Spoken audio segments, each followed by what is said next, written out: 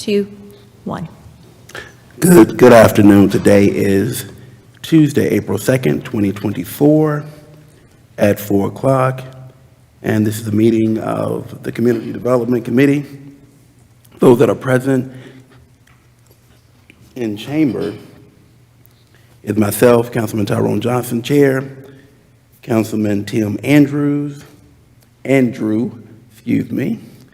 Councilwoman Amanda Cook, and Councilwoman Vicky McKeever. And we will start with 2024-144, Guilford County the COC update. And we'll have Ms. Nina Wilson coming to let us know a little something. Thank you. Good afternoon, Mr. Chairman and members of the committee. Bernita Sims, who is the chair of the Guilford County Continuum of Care, she's going to be providing you all with an update on homeless initiatives and projects underway. She is joining us virtually today. Okay, well, good afternoon, everyone, and thank you for the invitation. I'm going to start out by first apologizing about not missing the meeting last month, first of all. And I was very much in campaign mode and just at the polls working, and it just went zoom right over my head, so I need to apologize for that. But I said I can't do that again, so I'm in Washington today, and I'm working with attending a conference around the just economy.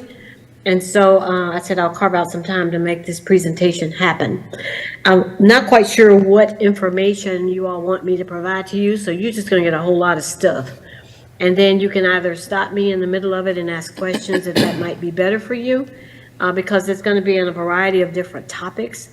And so it may not all blend together, so I don't have a problem with pausing at the end of each of these presentations to kind of let you all ask questions about what I'm presenting today. I'm not sure if I have share screen capabilities. Do I have the ability to share a screen? She does. Yes, you do. Okay.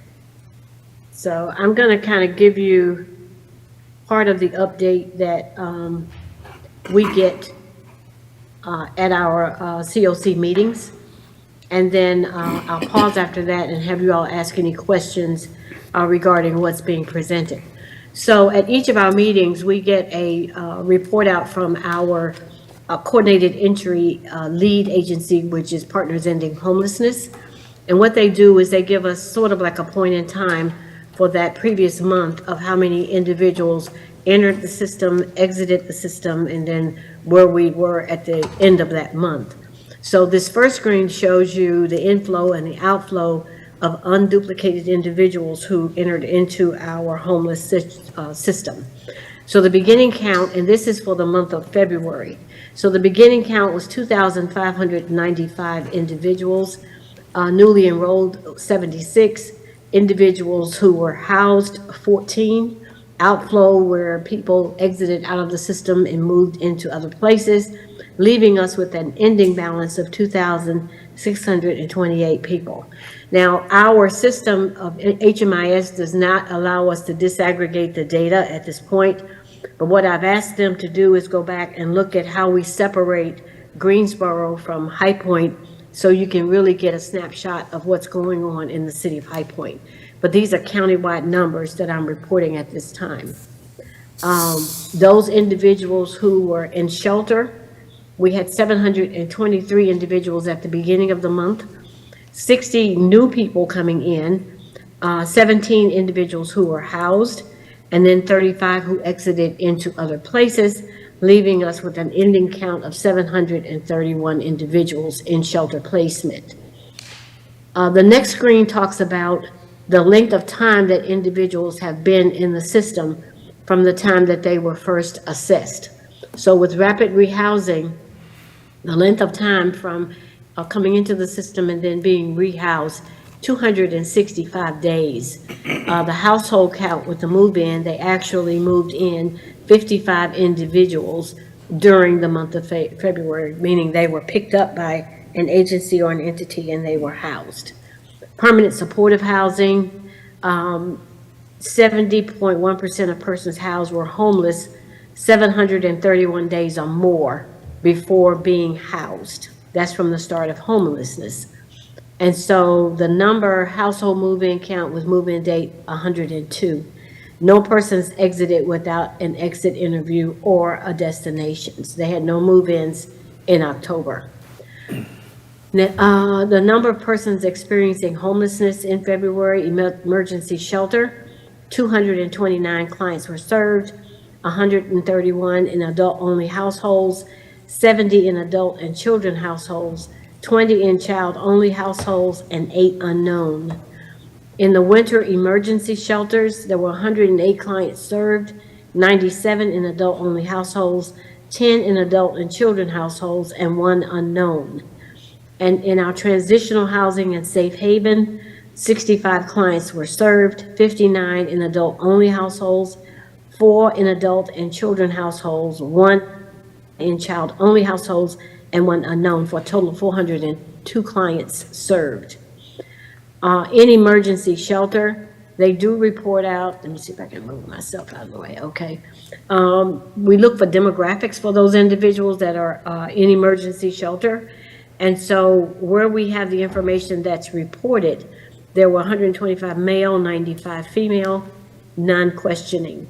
Race reported 41 white, 150 Black, African American or African, no American Indian, Alaska Native or Indigenous, no Native Hawaiian or Pacific Islander, 15 who checked multiple races, and 15 where the data was not collected, and Hispanic, Latino, 1.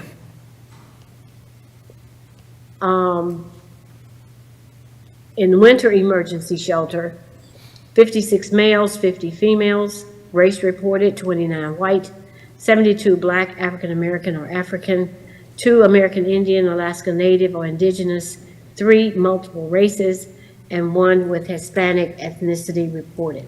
As you can see, the numbers are disproportionately represented by Black, African American or African individuals. Transitional housing, male or female, 58 males, 6 females, race reported 14 white, 44 Black, African American or African, 3 multiple races, 1 Hispanic, Latinx, Latina, and 3 data not collected. And then this is our SSVF rapid rehousing. This has to do with the data that we collect, the people that we serve that are veterans. And this is in conjunction with Forsyth County and the Salvation Army of Greensboro. We had 36 in rapid rehousing and 53 in homeless prevention.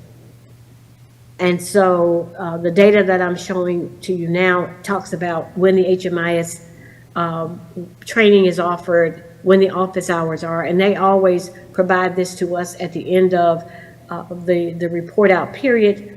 And then also this can be it's updated on Facebook because things move around as they find more entry points to have people come in to be assessed.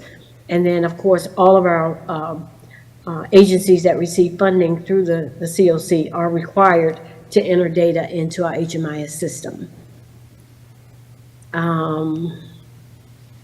I think that's it on the numbers. So you all have any questions about that before I move on to other stuff? This is Councilman Tim Andrew. Yes, sir. There was a slide where you had a veteran status, and there was an acronym there. I'm not familiar with the acronym, SSVF. I knew you were going to ask me that. So Tanina, can you tell them what that acronym stands for? Supportive Services for Veteran Families. Very good, thank you. Yeah. And this is Councilwoman Cook. I just had a question about what a child-only household is. Does that just mean a child on their own, under 18? No, it wouldn't be a child on their own necessarily. It's going to be what comes out of our youth organization that does this work. So they serve youth that are under the age of 18. We have a lot of kids that are on the street. And so when they report that data, that's what that's reflecting. So we have a lot of children who aren't necessarily emancipated, but they're out there on the street. Okay, And thank you. so that's that number that it represents. Any other questions? No, ma'am. I'm going to stop share. And then we're going to talk about some updates. So as you all know, we have agencies that present or they provide information to us, and we look at data completeness for our HMIS. That means that when they go in and they enter data into the system, there's certain areas that may or may not be filled in. It could be because the individual didn't have an answer for that or didn't have the documentation. They didn't go back and pick up what that information might be. Or it's just maybe that when they were entering those individuals in, somebody just skipped over data. So the data accuracy for completeness across the county is 77.3%. For the agencies in High Point, West End Ministries is at 92.4%. Open Door is at 79.6%. Partners Ending Homelessness is at 82.5%. And Caring Services at 87.8%. The initiatives that we are working with right now, we have coming up on April the 11th, it's called Gather in Guilford. This will be the first time that our agencies have gathered in person since COVID. And so that gathering will take place on April the 11th, from 8:30 to 1, and it's at the Terrace at the Greensboro Coliseum. At that meeting, we will be talking about parts of our strategic planning, how we intend to move forward in that space as we look at all the different pieces and components of what we're doing with homelessness. And some of that I will discuss further down in this report out. We are currently working with our governance charter. The governance charter that we're currently working under has been in place ever since we started the continuum of care. There have been a lot of changes since we first began with that. So we're going to start moving forward now in looking at our governance charter in today's world and how we move forward in making sure that the COC, as we move through all these different initiatives that are going on, how does it function? What's going to be the most efficient way for us to address the issues that are going on within the county? And then looking at some of the new initiatives that we're doing, having meetings with the interlocal committee as well as the homelessness task force, which some of you are aware of, that meets on a monthly basis. And so in that conversation with our homelessness task force, we are looking at the possibility of bringing or creating a lead agency for the COC. And so what that lead will do is act as the administrative arm of what the COC does. It will also be the entity that works most closely and directly with the municipalities and the county government. And they will be the ones who will start the process of implementing some of the items that will be identified by our consultant as to how we need to grow and deal with homelessness in our county. You all saw the numbers earlier, so you know that it's a big deal in our community. And part of that centers around our affordable housing, whether or not we have housing that's affordable. And then what do we do with these individuals because the numbers are growing? That number is growing primarily because of the rental rates in our community, accessibility to housing that's affordable, and then also looking at how we coordinate all of these services together, even down to employment training and getting folks employed so that they can afford to live in apartments or buy homes or what that looks like. So you all know yourselves that when you talk with your community development department, part of the work plan, I'm sure, that you're all looking at is how to develop more housing, what that housing looks like, where is it going to be, where do you place it? And then how do we deal with the growing crisis that we have around homelessness in our community? So individuals who come into home, they come to High Point in Greensboro and Guilford County for a variety of reasons. Sometimes they're told that there's work here. They're enticed by relatives and friends to come into our community because they're being told we're a cash-rich county. We have services. We can provide these things. Once they get here, it's not quite that simple. And so we end up with individuals, they start out couch surfing with someone or living with someone, and then a couple of weeks or so into it, the marriage is over. And so they end up being on the street or seeking services. So at the point in time count that we had back in February, it was very interesting, the number of individuals that were at that moment housed at the IRC that one night. And they were all over the place. They were sleeping wherever they could find a space. And this included families with children. Some of them were in the parking lot. And it was something different for us to see. And so we are working desperately to figure out what is going to be the approach to homelessness by the municipalities and the county. As you all know, Commissioner Alston is very vested in the whole homelessness problem that we have in the county. Primarily, he's focused and honed in on substance abuse individuals and those with chronic illnesses and needing respite care. So they have purchased a building that will be renovated for that purpose, to work with individuals who have addictions, and then to also work with folk who are in need of some type, they'll have a health-related illness that requires that they be housed. And so that's kind of where we are in that space. Let me see, tap on it out. The emergency hotel stays that the city of High Point funded along with the city of Greensboro and the county. We are probably $175,000, maybe $80,000 spent already in that emergency hotel program. We still have funding left for the city of High Point, and we still have funding left for the city of Greensboro. But we anticipate that with the pallet shelters closing in Greensboro, that some of those individuals will end up being housed in some of those hotels. That program closed on March the 20th. And so those individuals are now, some have been placed, others are back out on the street. And so that's where we are with the emergency hotel stays. As far as funding for the COC, the agencies that are part of the COC through HUD funding, NOFO was close to $4 million last year.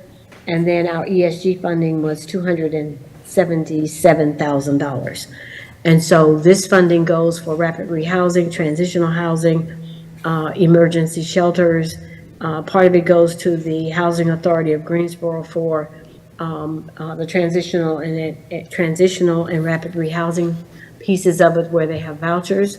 And right now we do not have a relationship with the High Point Housing Authority as it relates to the COC. So that's pretty much what I have. Are there any questions?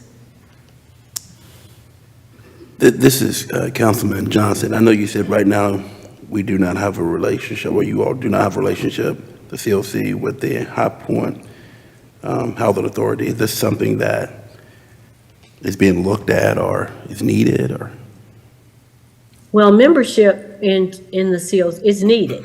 Let me answer that question first. I would think that it would be just a given, not necessarily meaning that they have housing that's available, because I'm sure they have a pretty long waiting list.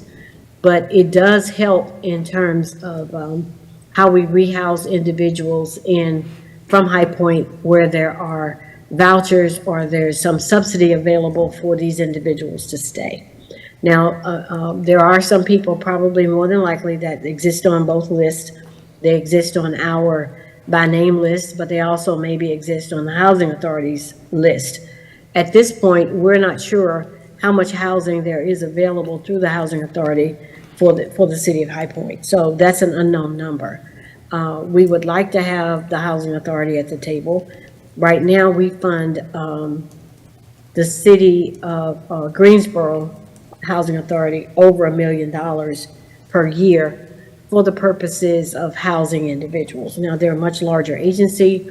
They have more housing that's available, so it stands to reason that they would receive this funding. However, I do believe that the High Point Housing Authority needs to be at the table, informing us of where they are and how they might be able to help us address the homelessness situation that we have in the city of High Point. The Salvation Army also works outside of the COC in High Point. So even though we have a relationship where we refer, but they're not technically a part of the COC, nor do they participate in any of those funding streams. So the agencies that I read out to you, West End Ministries, Open Door, Caring Services, Leslie's House, and they are the primary organizations that work with homelessness in High Point. Okay, thank you. Anyone else have any questions? Okay, perfect. Thanks. So this question, so how would someone need to reach out to the High Point Housing Authority to kind of see if they would like to be brought in to the table? At the table? There's a seat at the table for them. We've talked about it. It just, nothing has necessarily happened. And so I don't believe that it's coming just from the COC. I would hazard to say that probably your community development department has probably had some conversations as well. But they've, I don't know what the reasoning is. I can't answer that. Okay. All right. Well, thank you so much.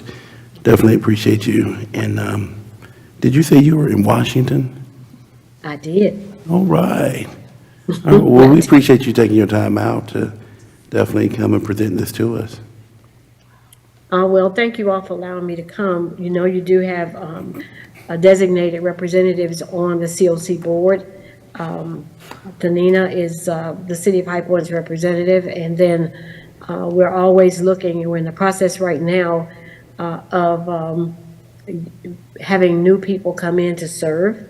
And so we're currently looking for someone in public safety. I do know that Brian Evans was serving with us on the board, but I'm not sure what his duties with the as the interim fire chief, if that's going to allow him the time to make that happen. And so we're looking for a public safety person, whether it's fire or police, to represent the city of High Point, and then other agencies that might be interested in High Point with serving on our board. So I don't know, something went out today from Erin. She's going to be our incoming chair July 1. I think that the COC will be left in very capable hands. We're not going to all walk away. She'll be there still. And we have a lot of things and moving parts with the COC at the moment. Between our consultants, and there's about 4 of them that are helping us just with sort of building out what the COC needs to look like and what our homelessness picture should look like, along with our coordinated entry, technical assistance. We have coordinated entry and HMIS. We have Fortis that's working with our collaborative applicant, which that's the role that the county plays. They are the agency that actually writes the grant for the funding that we receive, and they also are responsible for reporting out how the system is functioning. And so all of that goes into the application that we submit, where HUD determines how much we will be funded in HUD dollars. As most of you know, the money that we do receive is not nearly enough money to run a system. And so as we need to be bringing on more partners, more individuals that are service providers, particularly in High Point, and we're anxiously awaiting our day center to start, because that's another way for us to reach out and perhaps raise some additional funds that are dedicated to High Point. I think we have crossed a hurdle. It used to be a lot of conversation around, well, does the person live in High Point? Do they live in Greensboro? If they live in Greensboro, you can't do service for High Point dollars. So I think we're navigating all that at this point. And I'm hopeful that we'll get beyond that, where we look at our system as a real countywide system and not necessarily tied to municipalities and city limits. And so I think that that process is underway, and we are miles down the road from where we started a few years ago. And so COVID was not our friend. And as a result of it, we find ourselves in this situation with families in particular. So I think paying special attention to where we are with our families with children. I am of the opinion that children don't need to be in hotels. I'm sure that all of you all on this call did not live in a hotel growing up as children. And so you were able to interact with your friends and invite them over and vice versa. So that's not the optimum place for kids to be. And so hopefully we can address this issue around the lack of housing to get individuals rehoused that are out there on the street, living in the cars. And these are working families. These are not necessarily people who don't work. These are people that go to work every day and they come home to hotel rooms.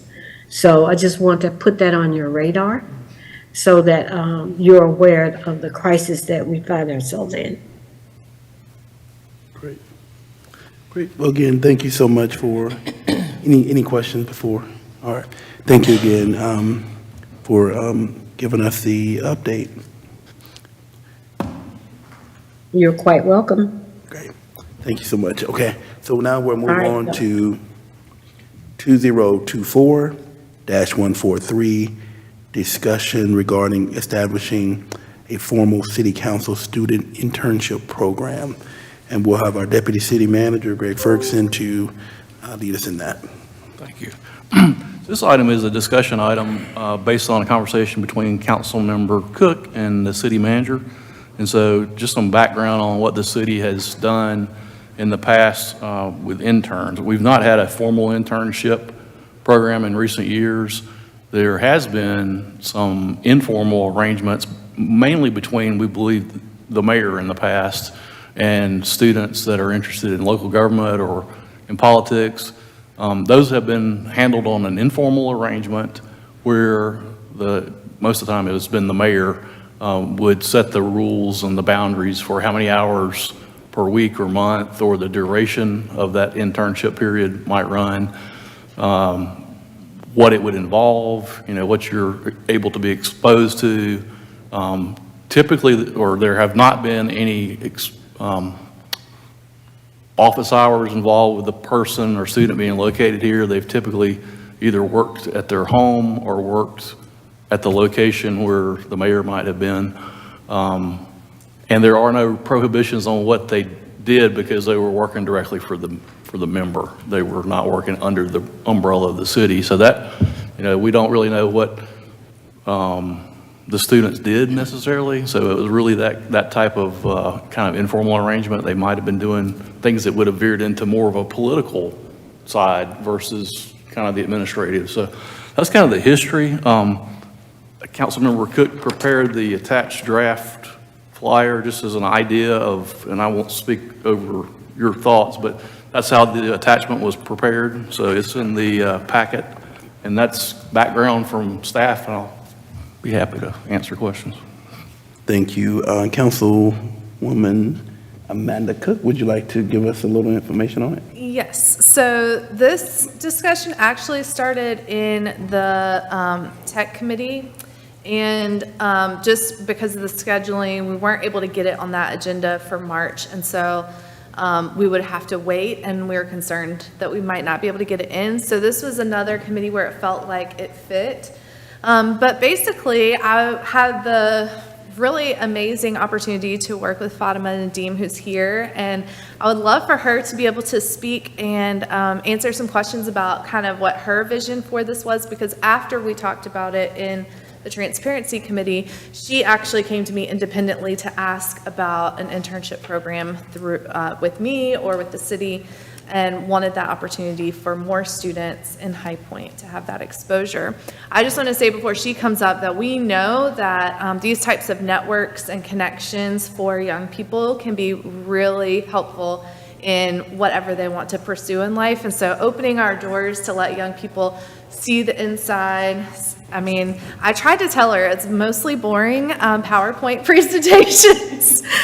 She could have been here for the 6-hour saga of last night, but she still wants to do it. So I'm going to let her come up and share her insight and what her kind of vision is starting this conversation. Yes, thank you so much for coming. This is where I stand, right? Yes. Okay, good afternoon, everyone. My name is Fatma Nadeem, and I'm a junior at Davidson Early College High School. I'm also the secretary of the High Point Youth Council and an intern for Amanda Cook. I'm honored to be here today to share my perspective on internship opportunities for high school students in High Point. Living in High Point presents unique challenges for high school students seeking internships. Unlike more populated areas such as Charlotte and Raleigh, opportunities are limited, making it a lot more difficult for students like me to gain valuable experience and prepare for the real world. Internships are crucial for students' personal and professional development. They provide hands-on experience, networking opportunities, and insights into potential career paths. However, the lack of available internships in High Point hinders our ability to explore these opportunities. As secretary of the High Point Youth Council, I hope to provide more opportunities to my council members and beyond. I believe that providing internships for youth like me is essential for fostering diversity, inclusion, and innovation within North Carolina. I expect internships to offer mentorship, skill development, and exposure to different industries. Additionally, I hope to contribute to meaningful projects, gain insight into professional environments, and build connections that will support my future endeavors. In conclusion, I believe that creating more internship opportunities in High Point is vital for empowering students and preparing them for success. By amplifying student voices and advocating for increased access to internships, we can cultivate a more inclusive and prosperous community for all. Thank you for considering the importance of student perspectives in shaping internship programs. I'm excited to collaborate with you all to enhance opportunities for high school students in High Point, and I'm also more than happy to answer any questions that you may have. Thank you. Thank you. Anyone have any questions? This is Councilwoman McKeever. About the internship, are you saying they're going to do it without pay? Yeah. It's voluntary? Okay. Yeah, I think the experience is much more valuable than monetary compensation. Okay. Yeah, and my proposal would not come with a budget, so I just wanted to say that it could develop in the future. I do think that if this program becomes popular, that I certainly want to encourage paying people for their time and work, but since we don't know what it looks like, I think it would be kind of a good experience to start off with it just being experience. Or if schools, I don't think Davidson Community College offers internship credit, but some schools offer. Yeah, but I like, know some schools do, yeah. This is Councilman Tim Andrew. One, on internships, I'll just say that in the private sector where I work, we do offer internships generally for college students, specifically electrical engineers, mechanical, and some computer engineers locally, and they are paid internships. So we don't do high school internships, but for those who are in college with those specific skills, we do provide that. So that's something that we can, with my company, we can talk offline on that and make that available. We have been doing that for years, and they are, quite frankly, very good internships. So the other thing I'm actually interested in is that we seem to have, at least the young people that I run into, don't have much of much information on our current government and how it's designed. So I'm very pleased that you showed this interest. We tend to emphasize the fact that we are a democracy, which we are not, which a lot of kids don't seem to remember. Forgive me, I'm going to read this quote here from a book I've been going through. 5 men are in a room because 3 men take one view and to another. Have the 3 men any moral right to enforce their view on the other 2 men? What magical power comes over the 3 men that because they are 1 more in number than the 2, therefore they suddenly become possessors of the minds and bodies of the others?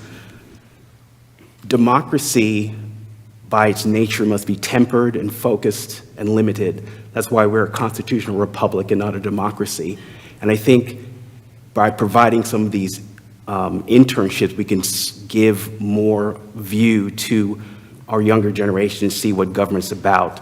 And I would welcome our interns having eyes wide open, looking at all sides of the argument, and not just one particular one. So if we were going to do that, I'd be very interested, and I've got a lot of thoughts on that and a lot of information to pass on, so thank you. Yeah, certainly. I completely agree, and thank you so much for your insight. Anyone else? Great. Thank you so much.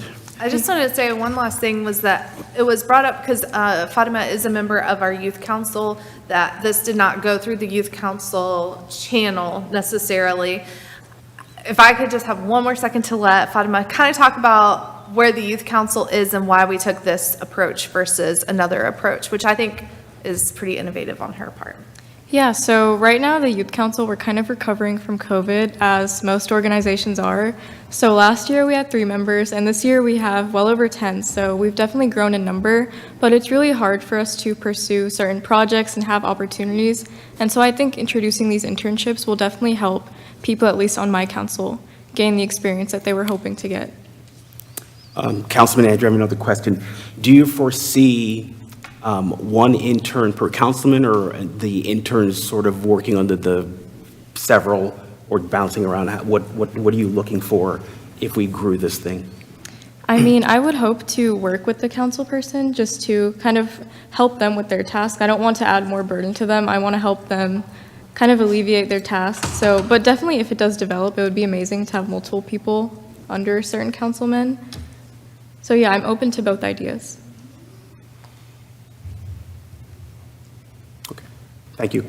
This is Councilwoman McKeever. You were saying about working with projects at the city may have.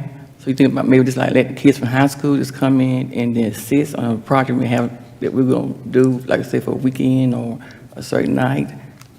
Or you Yeah. willing to follow, be up on a city council person or somebody within the city government? I'm sorry, can you repeat the question? Okay, you said about, say, the projects. Okay, so are you saying you want to help out with projects as well as being up under a city councilman or someone up in administration here in City Hall? Yeah, exactly, yeah. So both of them? Yeah. And can you talk about some of your passion projects that you have, that you would like to pursue? Maybe not right now, but moving forward. Yeah, so I would love to help solve any issues in the community and maybe work with, well, I'm Muslim, and I know there's a huge Muslim population in High Point, so I would love to do something to serve them, or something to just foster diversity in general, celebrating different holidays, hosting different drives to help different aspects of the community. I would love to host small projects to kind of help and combat the issues that I'm passionate about. And I would hope the same for other future interns. So at this point, thank you so much. I would like to propose that the city council adopt an internship program. Right now, what I would propose would be that each council member would have the options, should they choose to have one intern and to start the program in the fall. And at that's pretty much all that I have developed so far, because I didn't want to go all the way down the road and then nobody else was interested. So I wanted to hear your thoughts, or give everyone a chance to kind of to share what you would see that vision, and then we can put forth a formal proposal. This is Councilman Tyrone Johnson, and thank you so much. Thank you. Thank you. My question would be to our Deputy City Manager, Greg Ferguson. And I believe, and I just want to make sure I wrote this down correctly, Councilwoman Amanda, that this would, your vision is just that is for the council, not the staff? Correct. Okay. Because I had down, I just wanted to make sure. So, and obviously we said it's not a paid, at least right now.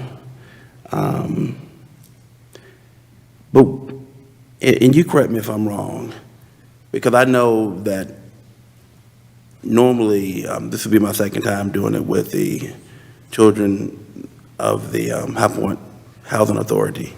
They normally come up here in the chamber, myself and the city manager. We've talked to them in regards to government, how it works, that kind of thing.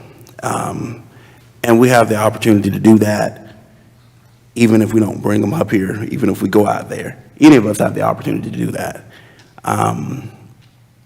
is this kind of what, because again, I don't know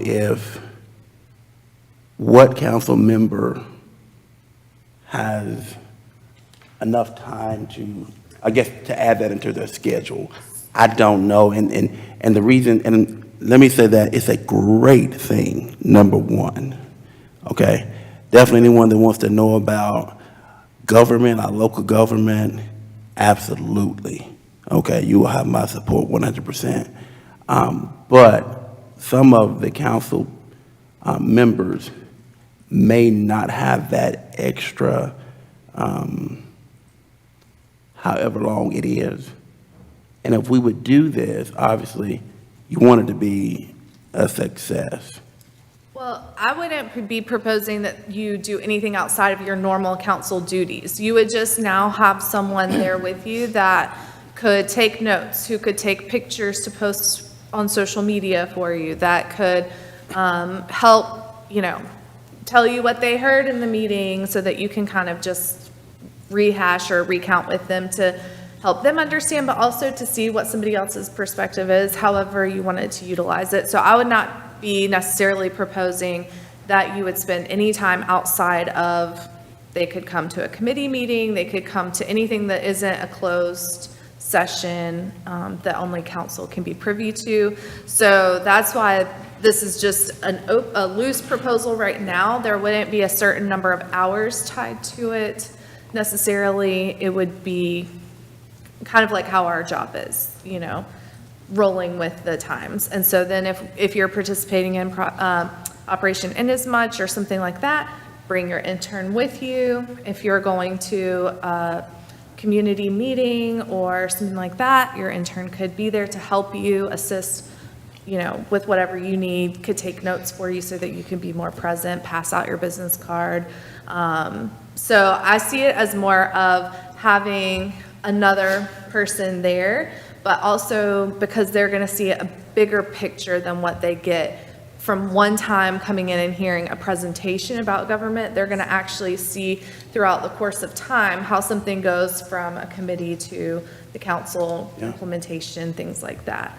But that's why I also say it would not be mandatory. But I think from my perspective, in thinking about developing the community and engaging a wider community, I think having that type of mentorship could introduce young people to city government, not just the elected part, but we have a lot of interactions with the staff. And I would never say that the staff has to get an internship program, but maybe they, decide to do it later on. But I think providing an opportunity that doesn't cost us any money to anybody is a great opportunity for our city. So that's part of the reason I got so excited about this. This is Councilwoman McKeever. So you're talking about high school students. So how would they be able to get out of school to come and follow certain council people that got meetings in the morning time during school hours? That would have to be part of the application process of, is your school open to this? Obviously, if you're going to get credit for it, then there would be arrangements for that. But I wouldn't expect there to be any expectation that they would have to come to a 9 a.m. meeting or, something like that if it doesn't fit within their school schedule.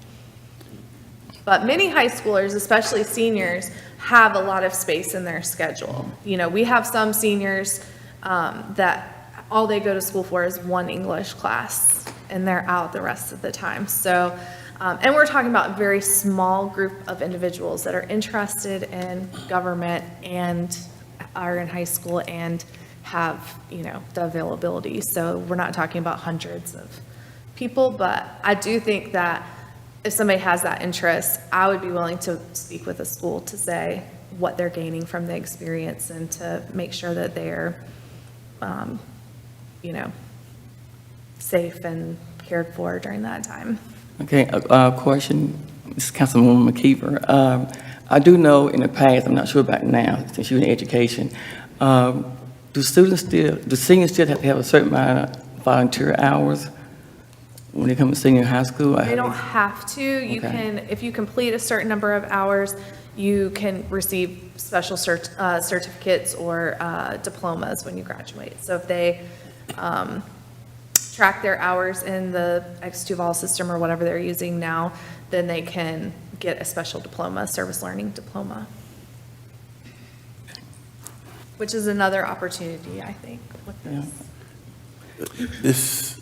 I'm sorry. Apologies, Councilman Andrew again. It's an idea worthy of study. However, there's some council members who do work full-time and do their deliberation, their reading, and their preparation for the meetings at very early in the morning or very, late at night. So these are things that would have to be dealt with, because if you have flexibility during the day, that's one thing, but some people are still working since we're technically a part-time council.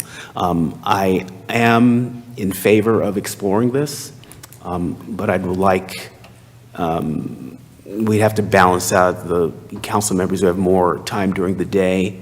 And just for discussion's sake, my son, he's a senior in college, and he is interning because he's a political science major, but that's his full-time thing, so he has to write papers and track what he's doing and basically be accountable to the school, so he's not just sitting around doing anything. So what I would like to do if we did this is to make sure that the young people who are interns would get something out of it, instead of just taking notes, whatever, maybe write a paper or whatever, but have, stress the educational impact of it, and not just, let me rephrase that, stress the educational impact of it. So again, this is an idea worthy of more discussion and more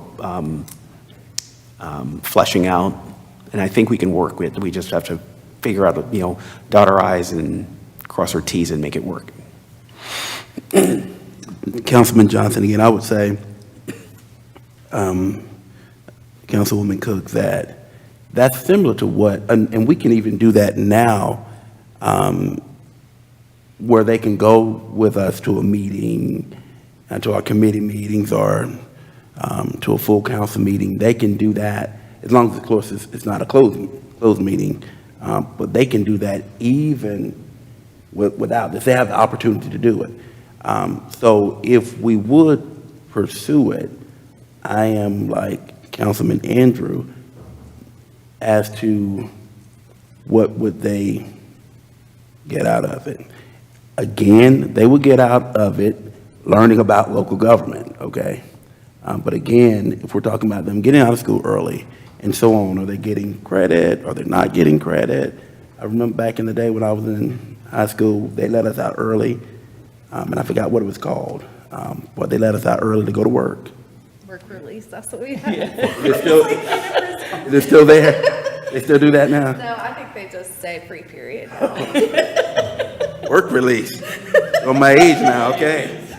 But yeah, we did that, and of course we had to show that we were at work and things like that.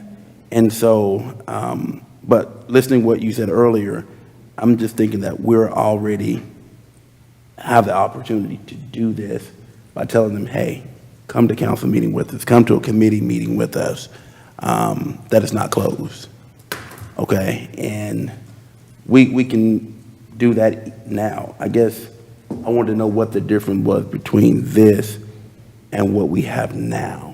I guess because we aren't doing it now, so this would be a way to advertise for interested students, that because we don't have anything for them to see currently, there's not, unless you're, an amazing young woman like this that's just going to persevere and keep going after it, there's not something for you to submit to or to let someone know you're interested, other than just sending, an email out in the dark. So to me, that's why it feels like it's a low risk an opt-in opportunity for someone who's interested to say, these are the opportunities that are available, and, if you want to participate, great. If not, there's no cost to it, and there's no harm, no foul. But I also agree that, there is a lot of opportunity for them to reflect back and to share with the city what they saw and what they experienced and what they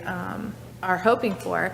So, I would obviously love to capture that as well, and I think that's part of the point from the student perspective is, you know, I shadowed for a day in the governor's office when I was in high school. We had like a day where we got to go choose where we wanted to go. And it was a lifetime opportunity. I wish that I could have done it once a week and gone in there in the afternoon and just been around what all was going on. So I just think that if we can provide it, we should. If we're not currently doing it, this is just a way to put it out there that there are some council members that are interested in it, and see how it goes. And because we wouldn't be meeting with them one-on-one, they would be, you know, coming to public meetings and public opportunities. You know, there's no expectation of outside Yeah. meeting. Well, again, Councilman Johnson, I think it's definitely worth taking a deeper dive into it to find out a little bit more information. And my question be to our city attorney,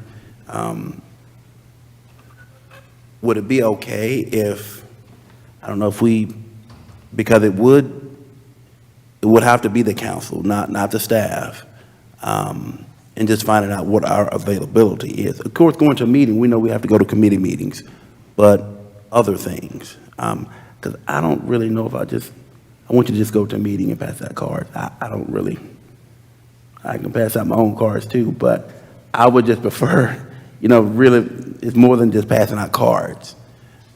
This is what we do. It's more than just that. Certainly. You know, if you would like staff to kind of look into, number one, if other councils do it, you know, if there's any programs that we could look at and see if they make sense. I think that, you know, certainly the times that you are acting and transacting business on behalf of the city, so long as it's not something that is a closed session, then, you know, you could invite students to go to it. But it would probably make sense to have, if you're going to really truly adopt a program, to have some parameters around kind of what that looks like, just to kind of level set and, you know, manage any risks related to it, anything like that. So if council or with the committee first is interested in it, then you could certainly direct staff to maybe do a little bit of research to see, because as Greg mentioned, I think for the most part, when we've seen it in the past with the mayor, it was college students. Yeah. So that's an older group as well versus high school students, and kind of just think through if there's any risks or anything that we want to look at, and see if any of other councils do it, then, you know, maybe there's something that we could look to and kind of share some ideas or steal some ideas if, they're doing, if they have a program that they've been doing for a while. So if y'all are interested in it, you can certainly direct us to look at it from that perspective. Okay. And the reason why I say that, because I would hate for us to do it, and then only 2 council people can do it. And as Council Member Andrew mentioned, some of us have full-time jobs, and, you know, a lot of other responsibilities, family and so on. So I would just hate to put that on you, or just you, or whoever, you know what I'm saying? I would love for us to do it, and do it with the spirit of excellence. So, so how will we move forward with this? I think As you in- can just ask, you know, I'm happy to look into it kind of from any risk or mitigation standpoint, if we feel like there would be any, if we're having a formal program, you know, I can share that, you know, from a staff level, I know that the HR department has an internship kind of program where they have them, you know, kind of submit paperwork, there's a release for them being on city property, that sort of stuff. But, you know, I think it would be something to look at from both that perspective and whatever the managers want to do as far as looking into any other municipalities that handle it. I think you can just direct us to do that if you're interested in it. Otherwise, I think it sounds like it would be individual. You know, if the council is not going to adopt a program for the entire High Point City Council, I think certainly individual council members could continue to have Absolutely. their own relationships with interns and that sort of thing. So I think that those are kind of your different paths. Keep it as an individual. It sounds like Councilmember Cook is perhaps already doing that, which is fine. Or if it's really a High Point City Council program, then to get some kind of just, you know, very basic parameters around it. Okay. And our Deputy City Manager, you would like to add anything to it? I think in the past, it seemed to have worked pretty well with the mayor having the the informal arrangement. If the city council wishes to make it more formal, I think what the city attorney recommended is let's look at what other cities do. I think I would share that any management function that our staff would have to take on would be really beyond what we would want to see right now. But we don't have the capacity to assist or to come up with projects for the students to work on. We're all hands on deck managing the 25 or so that are ongoing. So whatever it is, I would recommend it be tailored specifically to the council member and let the council member work with the student to find out what their interest might be and what their timeframes might look like, and kind of keep it individual, even if you adopt a council strategy on it. Okay, so would this committee like to have staff to do a little bit more research on it to see what other municipalities are doing, or are we just trying to go on it on our own? Okay, Councilwoman McKeever, I was wondering, Amanda, like, if you can, like, get together and write up a proposal of what you actually want from this internship for high school students, and then that way we all can look at it, you know, and go over it, and then we have questions, we can talk to you about it. Because right now we're throwing out ideas a lot, but we don't have nothing that, like, is concrete or that's in order. Like Tim was saying, we want to understand more about it. And so right now, it's a good idea, because I like the idea. And I think if we do go with the high school, I feel like we need to have a certain kind of paperwork that they have to sign and fill out. You know, I feel more better with college students, but I don't mind doing high school students, because I know the youth council is very involved in a lot of things within the government, within the city, because, you know, I dealt with youth council in the past. And so I think it's a really good idea for that. But I just want more information and, like, how you really want it to go. You know, because right now we're just talking, we're just throwing out different things. But can you put, like, in writing so we can understand exactly what it is? You know, I mean. Yeah, that was. No, that was part of why I wanted to meet today, to see if there was even interest before I investigated, because I didn't want to put it on staff to have to do all of the work to find out about the programs. That was not my intention. So I'm like, feel like Greg is giving me the dagger eyes across the room, but That's just how you look. I mainly wanted to bring it here because I think that there is a lack of outreach to youth. And the youth council is not, she's never been here, and she's been on youth council for 2 years. She's never been in this room. So to me, I feel like the authentic experience that she was seeking signing up for that was more so related to the actual work and not special projects designed just for the youth to feel like they did something, but actually seeing something through that, you know, is really affecting what's happening in the city. So my question is, should we just keep it, because it doesn't sound like it's going to be a unanimous adoption. So if we put forth a proposal to have an official internship program, does it put people in an odd space that don't participate? Well, Councilman Johnson again, I'll say that, again, it's a wonderful idea, okay? But even if we go to full council, there will be questions as ... if we would approve it at the full council, okay? What are we doing individually? What's expected when they meet with you know, councilwoman, what's expected?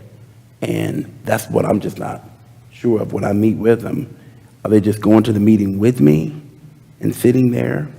Because sometimes, honestly, in some of our meetings, sometimes there's things that, hey, it's good. And sometimes there's things that we're listening, okay?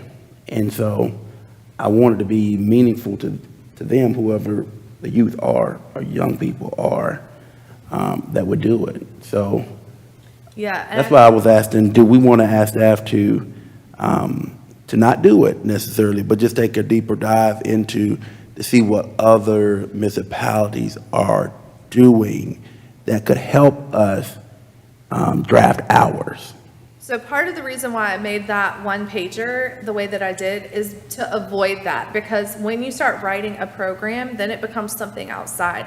Exactly what you're talking about is what I told her when she called and said, I would be interested in having this program, was a lot of it is sitting and listening to a lot of information that is not going to do anything today, but I might need it months down the road. And that was the exact conversation that we had. So I am not interested in developing a program for someone to have a certain experience and a certain outcome.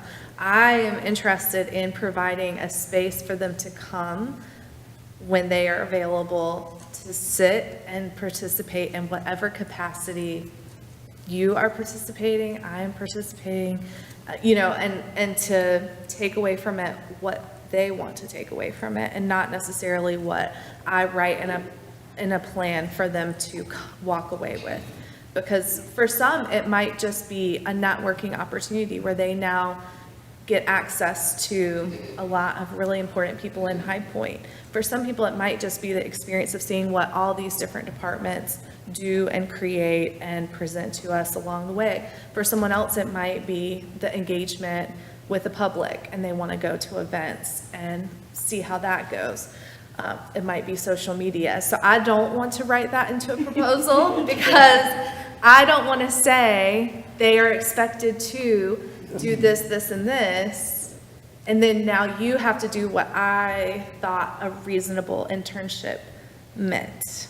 And so that is part of the reason why I am proposing that it be more open-ended, but we advertise the opportunity for someone to shadow a council member if that council member is interested in being that type of mentor. And I guess now what I'm hearing, what I'm feeling is that might just need to continue to be individual. But I hope that if I have an amazing intern, that it will be something that grows and that everybody eventually sees the value in providing that opportunity to someone who is in our city, who is interested in what we're doing, as literally boring as it might be, until that one time where suddenly things kick off and we do something and we pass fair housing after a year of, talk. So I think that it is hard to envision what will happen in the course of a year. It could go a lot of different directions. Nobody knew that 2020 was going to involve a global pandemic. There's no way that we could have prepared for it. So I'm happy to write that proposal, but I don't think that you would want to provide the same experience that I would want to provide, or Councilman Andrew. So I will take that feedback, and I'm happy to work on that, but personally, I would try to avoid creating too many bullet points for achievement in a program that should provide more opportunity for someone to explore what is this and ask questions. Okay. This is Councilwoman McKeever. So what I'm hearing from you, it seems like more of high school students can come by and can shadow you while you're doing your committee and coming to council meeting. So it's more of a shadowing someone than being an intern. I would say yes and no, because they likely won't have assigned tasks from the program standard. It would just be for you to decide what you're comfortable letting go of. Okay. Like that, so that to me, and shadowing to me is like a one-time thing. This would be an ongoing, maybe mentorship is a better word for it. So my goal was not to design a program, but to advertise an opportunity, if that makes sense. Sorry, I don't mean to be.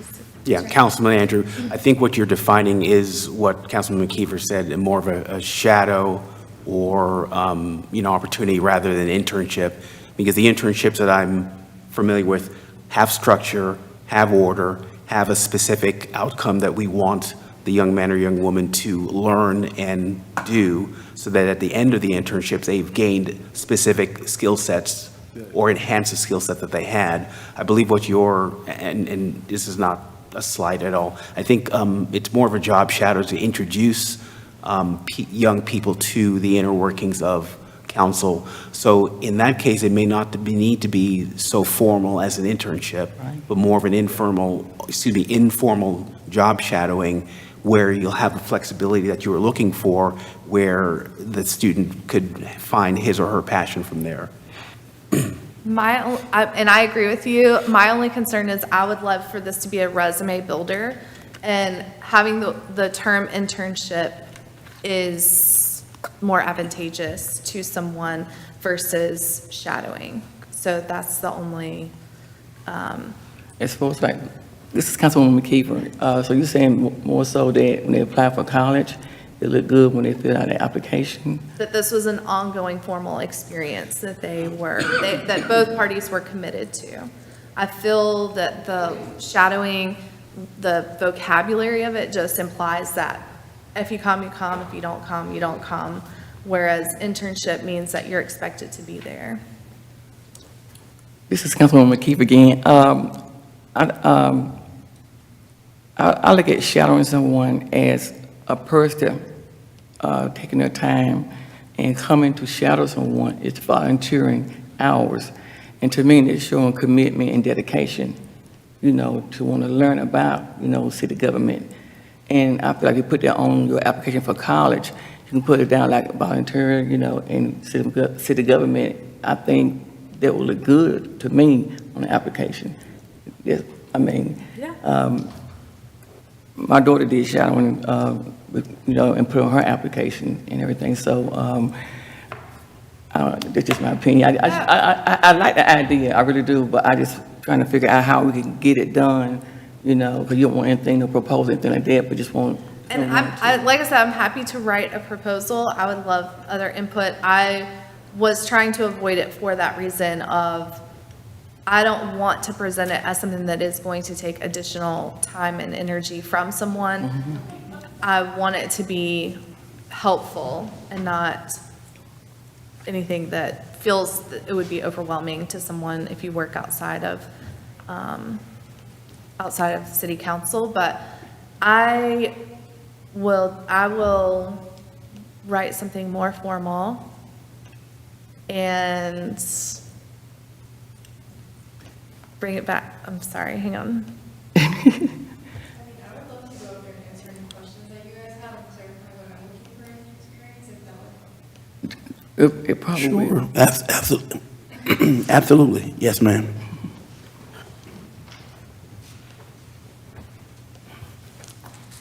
Yeah, so I really appreciate all the discussion. The insight is very helpful. I do kind of agree that having structure is important. I think we can find a happy medium with having that structure, but then giving students the freedom to do what they want. We could definitely have different positions, such as social media intern, where the person would just manage the social media, take pictures, create infographics on what the city council member is working on, or other type of positions within that, if we would like to do that. And then I'm also happy to elaborate on anything else you guys want to do. For me, I really want to be able to make an impact and work with local organizations in High Point to kind of combat issues that I think need more attention. So I would love to maybe have goals for the internship program, like you host one project that is successful in some way, or you attend this number of meetings in this time frame, something such as that. Yes, ma'am. Chairman Johnson, so just for some perspective, a quick Google search sitting here. Winston-Salem has a program. Looks like Chapel Hill has a program. Durham has a program. They have, internship pages for the city council website where there's more of kind of how many hours, perhaps there's an application process each council member could select. So I think these may perhaps exist in other municipalities. you know, if that's something that you are interested in, I think that you kind of, your decision point here is, do you want it to just be informal, each council member is doing it on their own, so it would be truly a council member cook internship, or something that it would be the High Point City Council, you know, elected officials have a program. So I think maybe that's your first decision point, if you want it to be something that's truly the city of High Point, or that's individual. And then if so, I think it would probably make sense to give, you know, staff the opportunity to kind of give you guys some parameters based on what we see other organizations doing. Like I said, to consider any risk concerns or exposure, that we just want to have something on the books that this person is an intern or not. I feel like we would just need to kind of work through some of those things if your decision point is to go with a more formal program. But I just wanted to share that, just with a very quick internet search, that some other municipalities do have these programs. Yeah. But they're more formal. They're on the city website with the whole page, you know, qualifications, application, that sort of Yes. thing. So, Councilman Johnson, so in saying that, with that being formal, if we're talking about informal, I would agree that it's more job shadowing. And as a hiring manager, I've looked at tons of resumes with job shadowing on there. Internship is wonderful, but job shadowing also we looked at as a great thing as well. Because they're getting the same experience. They may not be getting the credit, but they're still getting the same experience. And I've hired quite a few, and they've done excellent work for me and the company. So I would say if we go any further, or before we go any further, we need to get a little bit more information. I would feel more comfortable before we send it to full council, okay, and this is just me, to get more information about it before, because the way it sounds like it's more job shadowing, and that gives us the opportunity, each council member, the opportunity. I'll meet with you on Wednesday at my committee meeting. Can you go with Amanda, or council member Amanda, on such and such day, job shadowing? But if there's no parameters, to me, that's what it is. And it doesn't really need to be city approved, that it can be, you come to the council person that you want to job shadow. They may not want to job shadow every council member, you know, but then they may want to, you know, Andrew, you know, Councilmember Andrew, they may want to sit with him. You know, he may be on the finance. Correct. They may want to go with him to the finance committee. But if we have no parameters, I think it's just not a good thing. Definitely put it up under the city umbrella and no parameters. Well, I wouldn't want to do I it. wasn't saying that we put it in there. I was saying that the feeling was that it would not be across the board, and that would somehow impact somebody negatively to not participate, that perhaps it sounded like maybe we needed to stick to a more informal. If it is formal and it is for everyone, then, you know, I do think it needs to have parameters and safety built in for sure. Yeah. To me, outside work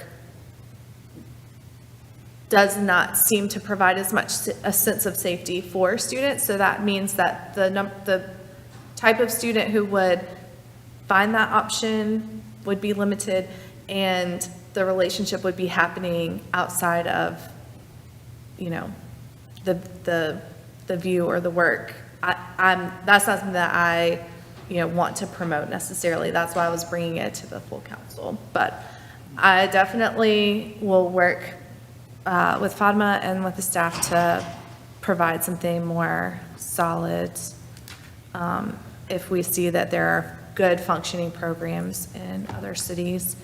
And I do appreciate all of these questions and feedback, and this, you know, to me, this is the type of thing that could be really exciting. So this level of discourse is, to me, a really positive thing, and I'm glad that we have our student here to experience that.